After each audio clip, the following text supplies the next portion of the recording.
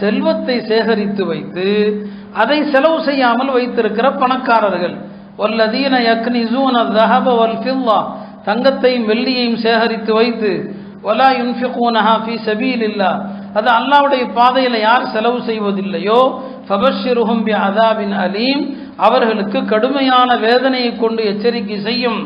பிறகு அந்த செல்வங்களை மறுமையில சூடாக்கி அவங்களுடைய நெற்றியில, அவங்களுடைய விலாப்புறத்தில், அவங்களுடைய முதுகுல போடப்படும் அல்லாஹ் எச்சரிக்கிறான்.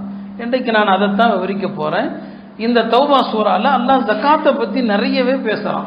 ஜக்காத்தை பத்தி, யாருக்கு ஜக்காத்து கொடுக்க வேண்டும் அப்படிங்கிறத பத்தி இந்த சூறால தான் வருது. இன்னமஸ் ஸதகாத், நல்லா கவனிச்சிருந்தீங்கன்னா இந்த ஆயத்து ஓதப்பட்டிருக்கும். தர்மங்கள் யாருக்கு கொடுக்கணும்? லில் ஃபுகராஇ, ஏழைகளுக்கும், வல் மசாக்கீன், வறியவர்களுக்கும், வல் ஆமிலீன அலைஹா, ஜக்காத்தை வசூலிப்பவர்களுக்கும், வல் முஅல்லஃபத்தி குலூபுஹும், இஸ்லாத்தை புதிதாக தழுவியவர்களுக்கும், ஒஃபிர் ரிகாபி, அடிமைகளுக்கும், வல் காரிமீன், கடனாளிகளுக்கும், ஒஃபி சபீலில்லாஹ், போர்க்களத்தில் நிற்கிற அந்த வீரர்களுக்கும், ஒபினி சபீல், பயணத்தில் உடைமைகளை இழந்தவருக்கும், இந்த 8 பிரிவினருக்குத்தான் ஜக்காத்து கொடுக்க வேண்டும்.